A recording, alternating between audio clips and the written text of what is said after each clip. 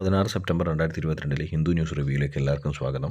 നമ്മൾ ഇന്ന് നോക്കാൻ പോകുന്ന ആദ്യത്തെ ന്യൂസ് എന്ന് പറയുന്നത് തമിഴ്നാട് ലോഞ്ചസ് ബ്രേക്ക്ഫാസ്റ്റ് സ്കീം എന്നതാണ്. തമിഴ്നാട് എന്താണ് ലോഞ്ച് ചെയ്യുന്നത്? ബ്രേക്ക്ഫാസ്റ്റ് സ്കീം ലോഞ്ച് ചെയ്തിട്ടുണ്ട്. Chief minister breakfast scheme rolled out for students of classes 1 to 5 in government schools. 1 മുതൽ 5 വരെയുള്ള ക്ലാസ്സുകൾക്ക് ഫ്രീ ബ്രേക്ക്ഫാസ്റ്റ് സ്കീം ലോഞ്ച് ചെയ്തിരിക്കുകയാണ് തമിഴ്നാട് CM. ഒരു ഇമ്പോർട്ടൻ്റ് ആയിട്ടുള്ള റവല്യൂഷണറി ആയിട്ടുള്ള സ്റ്റെപ്പാണ്.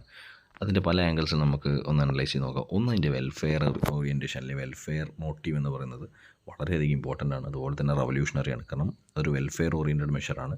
കുട്ടികൾക്കുള്ള ന്യൂട്രീഷൻ മുൻനിർത്തിക്കൊണ്ട് അല്ലെങ്കിൽ അങ്ങനെ ഒരു എയിം മുൻനിർത്തിക്കൊണ്ട് ചെയ്യുമ്പോൾ അത് തീർച്ചയായും ഇപ്പോൾ അങ്ങനെയുള്ള ഹെൽത്ത് സ്റ്റാറ്റിസ്റ്റിക്സ് അതുപോലെ തന്നെ വെൽഫെയർ ഓറിയൻറ്റേഷനിൽ റവല്യൂഷണറി ആയിട്ട് സ്റ്റെപ്പ് തന്നെയാണെന്ന് പറയാം.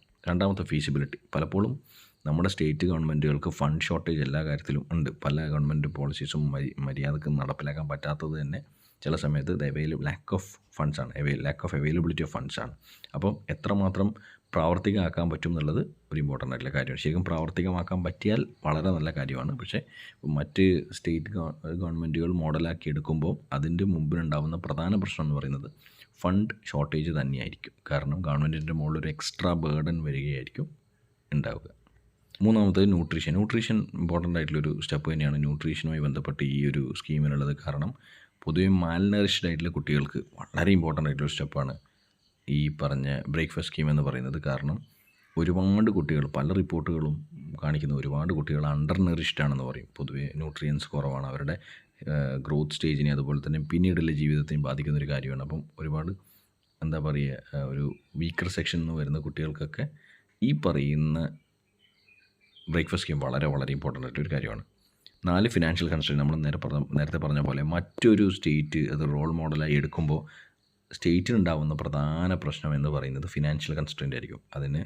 അത് പ്രാവർത്തികമാക്കുന്ന ഫണ്ടും അതുപോലെ തന്നെ എത്രമാത്രം ബേർഡൻ ഒരു സ്റ്റേറ്റ് ഗവൺമെൻറ്റിൻ്റെ ട്രഷറിയിൽ എക്സ്ചക്കറിൽ വരും എന്നുള്ളത് ഒരു ഇമ്പോർട്ടൻ്റ് ആയിട്ട് കൺസേൺ ആണ്.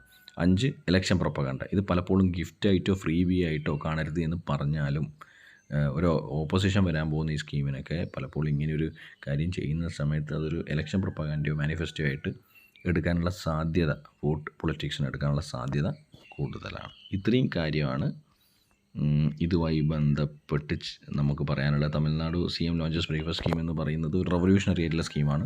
തമിഴ്നാട് CM ആരാണ്? MK സ്റ്റാലിനാണ്.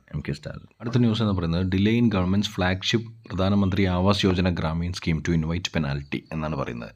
അപ്പോൾ പ്രധാനമന്ത്രി ആവാസ് യോജന എന്തുമായി ബന്ധപ്പെട്ടതാണ്? വീടുകൾ നിർമ്മിച്ചു കൊടുക്കുന്ന ഒരു സെൻട്രൽ ഗവൺമെൻറ് സ്കീമാണ്.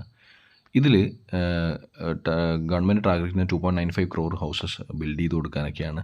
അപ്പോൾ ഇതിനിപ്പോൾ വന്ന ന്യൂസ് എന്ന് പറയുന്നത് ഈ പ്രധാനമന്ത്രി ആവാസ് യോജന ഗ്രാമീൺ റൂറൽ ഡെവലപ്മെൻറ്റിന് താഴെയുള്ള ഈ സ്കീം ഏതെങ്കിലും രീതിയിൽ ഇംപ്ലിമെൻറ്റേഷനിൽ ഡിലേ വന്നു കഴിഞ്ഞാൽ സ്റ്റേറ്റ് ഗവൺമെൻറ് പിഴ കൊടുക്കേണ്ടി വരുമെന്നാണ് പറയുന്നത്. Comes up with set of penalties for the state government if they have any further delay വല്ലതും ഉണ്ടെങ്കിൽ ഈ പറഞ്ഞ പെനാൽറ്റി കൊടുക്കേണ്ടി വരുമെന്നാണ് പറയുന്നത്. PMAYG എന്ന് പറയുന്നത് എന്താണ്? പ്രധാനമന്ത്രി ആവാസ് യോജന ഗ്രാമീണാണ്. മിനിസ്ട്രി ഓഫ് റൂറൽ ഡെവലപ്മെൻ്റ് ആണ് implementation. Ministry of rural development ഈ ഗ്രാമീൺ കോമ്പണൻ്റ് ആണ് കേട്ടോ. പ്രധാനമന്ത്രി ആവാസ് യോജന ഗ്രാമീൺ കോമ്പണൻ്റ് ആണ്. അടുത്ത ന്യൂസ് എന്ന് പറയുന്നത് Kerala government is attempting to legalise all illegalities will not be a rubber stamp എന്ന് പറയുന്നുണ്ട്. ഗവർണറാണ് പറയുന്നത്. അപ്പോൾ നമ്മുടെ ഗവർണർ ആരാണ്? കേരളത്തിൻ്റെ ആരിഫ് മുഹമ്മദ് ഖാൻ. നമുക്ക് ഈ പൊളിറ്റിക്കൽ ന്യൂസിൽ യാതൊരു തരം ഇൻട്രസ്റ്റും ഇല്ല. കാരണം പൊളിറ്റിക്കൽ ന്യൂസസ് ഒരിക്കലും ഏതിൽ വരാറില്ല, കറണ്ട് അഫെയർസ് അല്ലെങ്കിൽ അനാലിസിസ് സൈഡിലൊന്നും വരാറില്ല. അതുകൊണ്ട് തന്നെ പൊളിറ്റിക്കൽ ന്യൂസിൽ നമുക്ക് യാതൊരു തരത്തിലും ഇൻട്രസ്റ്റ് ഇല്ല. മറിച്ച് അതുണ്ടാക്കുന്ന റെഫറൻസസ് കോൺസ്റ്റിറ്റ്യൂഷനിൽ അതുപോലെ തന്നെ ഭരണഘടനയിലെ പല ആർട്ടിക്കിൾസിലോ അല്ലെങ്കിൽ റോളുകളിൽ, ഇപ്പോൾ ഗവർണറുടെ റോൾ എന്താണ് എന്നൊക്കെയുള്ള കാര്യങ്ങളിലുള്ള റെഫറൻസസ് അല്ലാതെ നമുക്ക് പൊളിറ്റിക്കൽ ന്യൂസസ് കൊണ്ട് പ്രത്യേകിച്ച് കാര്യമില്ല എന്നത് വേണം പറയാൻ വേണ്ടിയിട്ട്. അപ്പോൾ ഇതിൽ കേരള ഗവൺമെൻറ്റുമായിട്ടുള്ളൊരു ചെറിയ റിഫ്റ്റ് ഗവർണർക്കുണ്ട്. അപ്പം ആരാണ് നമ്മുടെ കേരള ഗവൺമെൻറ്? ആരിഫ് മുഹമ്മദ് ഖാനാണ്. അതുപോലെ തന്നെ റോൾ ഓഫ് ഗവർണർ, ഒരു സ്റ്റേറ്റിലെ ഗവർണറുടെ റോൾ എന്ന് പറയുന്നത് ഇപ്പോൾ CMOയി ചേർന്ന് മാത്രമേ ഗവർണറെ അപ്പോയിൻറ്റ് ചെയ്യാൻ പാടുള്ളൂ. അല്ലെങ്കിൽ അയാളെ ഗവർണറെ അപ്പോയിൻറ്റ് ചെയ്യുന്ന സമയത്ത് CM ഷുഡ് ബി കൺസൾട്ടഡ്. അങ്ങനെയുള്ള കാര്യങ്ങളിൽ എന്താ പറയുക, ഒരുപാട് റെക്കമെൻഡേഷൻസ് കൊടുത്തൊരു കമ്മീഷനാണ് സർക്കാരിയ കമ്മീഷൻ, ഓർത്ത് വെക്കുക. So role of the governor എന്നൊക്കെ പറഞ്ഞിട്ടുള്ള കുറച്ച് കാര്യങ്ങൾ പറഞ്ഞിരിക്കുന്നത് സർക്കാരിയ കമ്മീഷനിലാണ്. ഗവർണർ CM റിലേഷൻഷിപ്പും ഈ പറഞ്ഞ സർക്കാരിയ കമ്മീഷനിൽ പറഞ്ഞിട്ടുണ്ട്. സോ ആരിഫ് മുഹമ്മദ് ഖാനാണ് കേരളത്തിൻ്റെ governor. Kerala government launch anti rabies vaccine drive from September 20. Kerala government എപ്പോഴാണ് ആൻറ്റി റാബീസ് വാക്സിൻ ഡ്രൈവ് തുടങ്ങുന്നത്? സെപ്റ്റംബർ 20 മുതലാണ് Kerala government anti rabies vaccine drive തുടങ്ങുന്നത്. New secretary to be named after Ambedkar.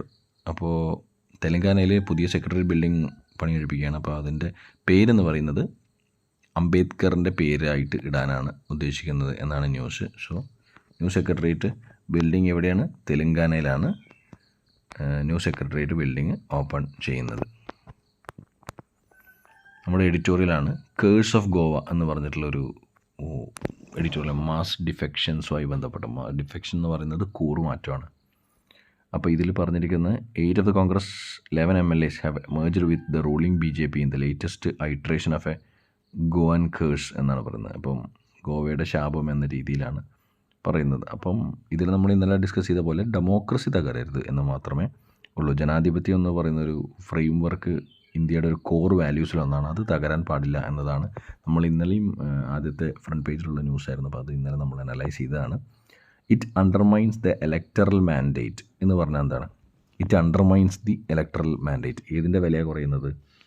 ആൾക്കാർ വോട്ട് ചെയ്ത് ജയിപ്പിച്ചിട്ടാണല്ലോ പോകുന്നത്. അപ്പോൾ അങ്ങനെയുള്ള കാര്യങ്ങളിൽ ആൾക്കാരുടെ, അതായത് ജനങ്ങളുടെ താല്പര്യത്തിന് വിരുദ്ധമായിട്ട് ഒരു പരിപാടി ഈ ജനാധിപത്യത്തിൽ ഉണ്ടാവാൻ പാടില്ല എന്നതാണല്ലോ അതിൻ്റെ അർത്ഥം. അപ്പോൾ it should not undermine the electoral mandate എന്നാണ്. എന്ത് തരം പൊളിറ്റിക്കൽ ആക്ഷൻ എടുത്തു കഴിഞ്ഞാലും അത് ഒരു ഇലക്ഷൻ പ്രോസസ്സ് കഴിഞ്ഞ് വന്ന ആൾക്കാർ, ഇപ്പോൾ MLAs ആണെങ്കിലും മറ്റ് ജനപ്രതിനിധികളാണെങ്കിലും ആൾക്കാരുടെ വില്ലിന് അഗെയിൻസ്റ്റ്, ആൾക്കാരുടെ കൺസെൻറ്റിന് എഗെയിൻസ്റ്റ് ചെയ്യാൻ പാടില്ല എന്നതാണ് നമ്മുടെ ജനാധിപത്യത്തിൻ്റെ ഒരു കോർ വാല്യൂ എന്ന് പറയുന്നത്. അപ്പോൾ ഇപ്പോൾ ഇങ്ങനെയുള്ള കാര്യങ്ങൾ എന്ന് പറയുന്നത് അതിനെതിരാണ് എന്നാണ് എഡിറ്റോറിയലിൻ്റെ ഒരു ക്രക്സ് എന്ന് പറയുന്നത്. സോ ഡിഫെക്ഷൻ എന്ന് പറയുന്നത് കൂറുമാറ്റമാണ്. സോ ഇതൊരു മാസീവ് ഡിഫെക്ഷനാണ് ഇവിടെ നടന്നിരിക്കുന്നത്, ഗോവയിൽ നടന്നിരിക്കുന്നത്. Climate action that runs on cooperative federalism. എന്താണ് കോപ്പറേറ്റീവ് ഫെഡറലിസം? കേട്ടിട്ടുണ്ടോ കോപ്പറേറ്റീവ് ഫെഡറലിസം? നിതി ആയോഗിൻ്റെയൊക്കെ മെയിൻ ഫംഗ്ഷനായിട്ട് അല്ലെങ്കിൽ മെയിൻ ഒബ്ജക്റ്റീവായി പറയുന്നതാണ് കോപ്പറേറ്റീവ് ഫെഡറലിസം. സ്റ്റേറ്റുകളും സെൻറ്ററും വളരെ നന്നായിട്ട് കാര്യങ്ങൾ ചർച്ച ചെയ്ത് പ്ലാനുകൾ ഇംപ്ലിമെൻറ്റ് ചെയ്ത് എല്ലാത്തിലും ഒരുമിച്ച് മുമ്പോട്ട് പോകുന്ന ഒരു പ്രോസസ്സിനെയാണ് കോഓപ്പറേറ്റീവ് ഫെഡറലിസം എന്ന് പറയുന്നത്. അത് ഓർത്ത് നോക്കണം. നിതി ആയോഗിൻ്റെ ഒരു സ്പെഷ്യൽ ഫോക്കസ് അല്ലെങ്കിൽ ഒരു ഒബ്ജക്റ്റീവ് കോഓപ്പറേറ്റീവ് ഫെഡറലിസമാണ്, to boost the cooperative federalism. അടുത്തൊരു എഡിറ്റോറിയൽ പറഞ്ഞത് arbitrary exclusionary even if EWS quota is upheld eligibility will have to be properly defined എന്ന് പറയുന്നത്. അപ്പം എക്കണോമിക്കൽ വീക്കർ സെക്ഷനെ കുറിച്ച് വാദം കേൾക്കുകയാണ് സുപ്രീം കോടതിയിൽ. അപ്പോൾ അതുമായി ബന്ധപ്പെട്ട ന്യൂസാണ് ഇതിലുള്ളത്. എക്കണോമിക്കലി വീക്കർ സെക്ഷൻ എന്താണ്? 10% എക്കണോമിക്കലി വീക്കർ സെക്ഷൻ റിസർവേഷൻ കോട്ടയാണ് ഈ 103rd അമെൻമെൻറ്റുമായി ബന്ധപ്പെട്ട് പറയുന്നത്. അപ്പോൾ ഇതിൽ നമുക്ക് നോക്കാനുള്ള കാര്യം എന്ന് പറയുന്നത് ഇതിൻ്റെ ഒരു കോൺസ്റ്റിറ്റ്യൂഷണൽ വാലിഡിറ്റിയാണ് ഇപ്പോൾ സുപ്രീം കോടതിയിൽ ചോദ്യം ചെയ്യുന്നത്. ഇത് വാലിഡ് ആണോ അല്ലയോ എന്നൊക്കെയുള്ള കാര്യങ്ങളാണ്. അപ്പോൾ എത്രമാത്രം റിസർവേഷൻ 50% പറഞ്ഞു കഴിഞ്ഞാൽ അത് ഇൻട്രസാവനി കേസുമായിട്ട് കോൺഫ്ലിക്റ്റ് ആവില്ല. അങ്ങനെയുള്ള കാര്യങ്ങളിൽ പല സമയത്തും ഡിസ്കഷനിൽ വന്നിട്ടുണ്ട്. ഇതിലൊരു ഇമ്പോർട്ടൻ്റ് ആയിട്ടുള്ള കാര്യം എന്ന് പറയുന്നത് ഇത് പ്രോപ്പർലി ഇപ്പോൾ ഇത് 10% എക്കണോമിക്കലി വീക്കർ സെക്ഷനിൽ നമ്മൾ ഡിഫൈൻ ചെയ്താലും അല്ലെങ്കിൽ അത് കോർട്ട് പറയാണ് ഇത് വാലിഡ് ആയിട്ടുള്ളൊരു കാര്യമാണെന്ന് പറഞ്ഞാലും കൃത്യമായൊരു ഡെഫിനിഷൻ അല്ലെങ്കിൽ കൃത്യമായൊരു രൂപരേഖ ഉണ്ടാവണം എന്നതാണ് ഈ എഡിറ്റോറിയൽ പറയുന്നത്. കൃത്യമായൊരു ഗൈഡ് ലൈൻസ് കൊടുക്കുന്നത് ഇംപ്ലിമെൻറ്റ് ചെയ്യാൻ, അല്ലെങ്കിൽ ഒരു വേഗ് ആയിട്ടുള്ള രീതി ആയിപ്പോവും. അതുകൊണ്ട് തന്നെ ഷാർപ്പായിട്ടുള്ള ഗൈഡ് ലൈൻസ്, ഔട്ട്ലൈൻസ് ഈ പറഞ്ഞ എക്കണോമിക്കലി വീക്കർ സെക്ഷൻ റിസർവേഷനുമായി ബന്ധപ്പെട്ട് ഉണ്ടാവണം എന്നാണ് എഡിറ്റോറിയൽ പറയുന്നത്. Should India choose manufacturing over services എന്ന് പറയുന്നൊരു ഇമ്പോർട്ടൻ്റ് ആയിട്ടുള്ള ആർട്ടിക്കിളാണ്.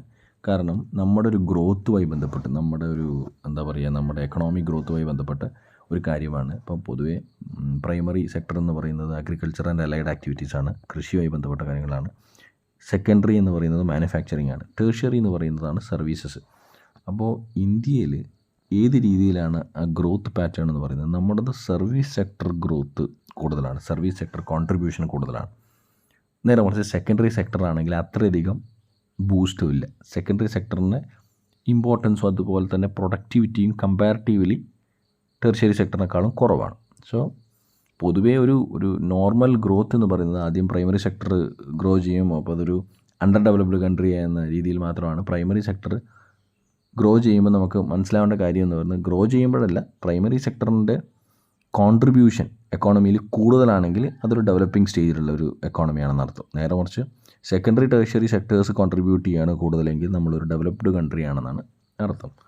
അപ്പോൾ സെക്കൻഡറി സെക്ടർ ഒമിറ്റ് ചെയ്തുകൊണ്ടുള്ളൊരു ഗ്രോത്ത് സ്റ്റേജ് നമുക്ക് ഉണ്ടാവാൻ പാടില്ല എന്നാണ്. പക്ഷേ അൺഫോർച്ചുനേറ്റ്ലി നമ്മുടെ ഒരു ഗ്രോത്ത് പാറ്റേൺ എന്ന് പറയുന്നത് മാനുഫാക്ചറിങ് എന്ന് പറയുന്ന സെക്കൻഡറി സെക്ടർ നമ്മൾ പൊതുവേ സ്കിപ്പ് ചെയ്തതുപോലെയാണ്. നമ്മുടെ എംഫസിസ് പ്രൈമറിലി എന്താണ്, ടേഴ്ഷ്യറി സെക്ടറിലാണ്. ഇപ്പോൾ ഔട്ട്സോഴ്സിങ്, BPO അല്ലെങ്കിൽ KPO, IT സർവീസസ്, പിന്നെ ടീച്ചിങ്, ബാങ്കിങ്, അങ്ങനെയുള്ള സെക്ടേഴ്സ് മുഴുവൻ വരുന്ന എവിടെയാണ്, ടേഴ്ഷ്യറി സെക്ടറാണ്. അപ്പോൾ ഇന്ത്യ കുറേയും കൂടി നോളജ് പവർ ഔട്ട്സോഴ്സിങ്ങിലും അല്ലെങ്കിൽ ബിസിനസ് പ്രോസസ് ഔട്ട്സോഴ്സിങ്ങിനൊക്കെയാണ് ഇന്ത്യ കൂടുതൽ ഫോക്കസ് ചെയ്യുന്നത്. പക്ഷേ ഒരു സെക്കൻഡറി സെക്ടർ എപ്പോഴും വേണം, മാനുഫാക്ചറിങ് സൈഡിൽ വേണം. അതൊരു ഇമ്പോർട്ടൻ്റ് ആയിട്ടുള്ള കാര്യമാണ്. അതാണ് ഇതിൽ പറഞ്ഞിരിക്കുന്ന ഒരു ഇമ്പോർട്ടൻ്റ് ആയിട്ടുള്ള summary. CM launches breakfast scheme in Tamil Nadu എന്ന് പറയുന്നത് വളരെ ഇമ്പോർട്ടൻ്റ് ആയിട്ടുള്ള ന്യൂസ് ആയതുകൊണ്ട് പല പേജസിലും അത് സർഫേസ് ചെയ്തിട്ടുണ്ട്. Delay in PMAYG scheme to invite penalty വീണ്ടും പറഞ്ഞിട്ടുണ്ട്. Breakfast scheme should not be considered counted as a freebie. അത് ഇലക്ഷൻ ജയിക്കാൻ വേണ്ടിയിട്ട് കൊടുക്കുന്ന ഗിഫ്റ്റായിട്ടോ അല്ലെങ്കിൽ ഫ്രീ ബി ആയിട്ടോ അല്ലെങ്കിൽ ഫ്രീ ആയിട്ടുള്ളൊരു സാധനമായിട്ടോ കാണേണ്ട കാര്യമില്ല. അതെന്താണ്, അതൊരു വെൽഫെയർ സ്കീമാണ്. കുട്ടികളുടെ ന്യൂട്രീഷനെ ബാധിക്കുന്ന ഒരു വളരെ ഇമ്പോർട്ടൻ്റ് ആയിട്ടുള്ള സ്റ്റെപ്പാണ്. അതുകൊണ്ട് തന്നെ അതങ്ങനെ കണ്ടാൽ മതി എന്നതാണ് ആർട്ടിക്കിൾ പറയുന്നത്. അല്ലാതെ ഇതൊരു എന്താ പറയുക, എലക്ഷൻ പ്രൊപ്പഗാൻഡയോ അല്ലെങ്കിൽ വോട്ട് ബാങ്ക് പൊളിറ്റിക്സോ അല്ല എന്നാണ് ഇതിൽ പറഞ്ഞിരിക്കുന്നത്. സമർഖന്ദ് ആണ് SCO ഹോസ്റ്റ് ചെയ്യുന്നത്. ഷാങ്ഹായ് കോർപ്പറേഷൻ ഓർഗനൈസേഷൻ്റെ മീറ്റ് ഹോസ്റ്റ് ചെയ്യുന്ന സമർഖണ്ഡ് എന്ന് പറയുന്ന സ്ഥലമാണ്. അത് എവിടെയാണ്, ഉസ്ബെക്കിസ്ഥാനിലാണ്. അപ്പോൾ മോഡി അങ്ങനെയുള്ള മീറ്റിങ്ങുകളിലൊക്കെ നമ്മുടെ പ്രധാനമന്ത്രി മോഡിജി പോയിട്ടുണ്ട് എന്നാണ് പറയുന്നത്. So Samarkand is in Uzbekistan and it is as a part of the Shanghai corporation organization. ആ മീറ്റിംഗ് എന്ന് പറയുന്നത് ഇതിൻ്റെ ഭാഗമാണ്, ഷാങ്ഹായ് കോർപ്പറേഷൻ ഓർഗനൈസേഷൻ്റെ ഭാഗമാണ്. PM bats for greener automobile sector. Greener automobile sector എന്ന് പറയുന്നത് എന്താണ്, ഗ്രീനർ ആൾട്ടർനേറ്റീവ്സ് ഏതിൽ വേണമെന്ന് പറഞ്ഞ ഓട്ടോമൊബൈൽ സെക്ടറുമാണ്.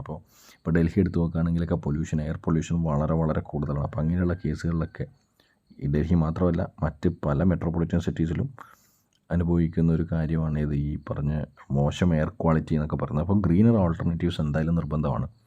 കുറേയും കൂടെ പ്രകൃതിക്ക് ഇണങ്ങിയ രീതിയിൽ കാര്യങ്ങൾ ചെയ്യുക എന്ന് പറയുന്നത് ഇപ്പോഴത്തെ നീഡ് ഓഫ് ദി അവർ ആണ്. അപ്പോൾ അതുകൊണ്ട് തന്നെ സ്കീമുകൾ വേണം, ഓൾട്ടർനേറ്റീവ്സ് വേണം. അപ്പോൾ ഇലക്ട്രിസിറ്റി പോലുള്ള കാര്യങ്ങൾ, ഇലക്ട്രിക് വെഹിക്കിൾസ് വേണം. അപ്പോൾ ഇതുമായി ബന്ധപ്പെട്ട് നമ്മൾ പണ്ട് പഠിച്ച സ്കീം എന്താണ്, ഇലക്ട്രിക് വെഹിക്കിൾസിന് എന്താ പറയുക, ഇലക്ട്രിക് വെഹിക്കിൾസിലേക്കുള്ള കൺവേർഷനുമായി ബന്ധപ്പെട്ട സ്കീം എന്ന് പറയുന്നത് ഫെയിം ഇന്ത്യ എന്ന് പറഞ്ഞ സ്കീമാണ്. ഫെയിം ഇന്ത്യ ഒന്ന് ഓർത്ത് വെക്കണേ. Putin hail great power ties at SCO talks. അപ്പോൾ SCO ടോക്സിനെ കുറിച്ച് പറയുന്നത് ഷാങ്ഹായ് കോർപ്പറേഷൻ ഓർഗനൈസേഷൻ്റെ ടോക്സിനെ കുറിച്ച് ഇപ്പോൾ നടന്നുകൊണ്ടിരിക്കുകയാണെന്ന് പറഞ്ഞു. ഉസ്ബെക്കിലാണെന്ന് പറഞ്ഞു, സമർഖന്ദിൽ. അപ്പോൾ ഷാങ്ഹായ് കോർപ്പറേഷൻ ഓർഗനൈസേഷൻ ഹെഡ്ക്വാർട്ടേഴ്സ് എവിടെയാണ്, ബീജിംഗ് ആണ്, China, Beijing. Armenia Azerbaijan border പ്രശ്നങ്ങൾ ഇപ്പോൾ നടന്നുകൊണ്ടിരിക്കുകയാണ്. Armenia Azerbaijan. Fitch cuts FY23 financial year 23 India growth outlook to 7% on high inflation കൂടുതലാണെന്ന് പറഞ്ഞ ന്യൂസ് നമ്മൾ ഇന്നലെയോ മിഞ്ഞാന്ന് ഡിസ്കസ് ചെയ്യുന്നുണ്ടായിരുന്നു. അപ്പോൾ ഇൻഫ്ലേഷൻ കൂടുതലായത് കാരണം, പണപ്പെരുപ്പം കൂടുതലായത് കാരണം ഇന്ത്യൻ്റെ ഗ്രോത്തിനെ അത് ബാധിക്കും എന്നതുകൊണ്ട് ഫിച്ച് എന്ന് പറഞ്ഞ റേറ്റിംഗ് ഏജൻസി എത്ര ശതമാനമാക്കിയിട്ടുണ്ട്, 7% കുറച്ചിട്ടുണ്ട്. കുറച്ച് മുമ്പ് 7.8% എന്ന് പറഞ്ഞ ഫിച്ച് എന്ന് പറഞ്ഞ റേറ്റിംഗ് ഏജൻസി 2022-23 ഫിനാൻഷ്യൽ ഇയറിലെ ഇന്ത്യയുടെ ഗ്രോത്ത് എത്രയാക്കി കുറച്ചിട്ടുണ്ട്, 7% കുറച്ചിട്ടുണ്ട്. ഇന്നത്തെ ന്യൂസ് അനാലിസിസ് കഴിഞ്ഞിരിക്കുകയാണ്. അപ്പോൾ ഇമ്പോർട്ടൻ്റ് ആയിട്ടുള്ള പോയിൻറ്റ്സൊക്കെ മനസ്സിലായി എന്നാണ് വിചാരിക്കുന്നത്. വീഡിയോ ഇഷ്ടമായെങ്കിൽ ലൈക്ക് ചെയ്യുക, സബ്സ്ക്രൈബ് ചെയ്യുക, ഷെയർ ചെയ്യുക. അപ്പോൾ നാളെ കാണാം. Bye, take care.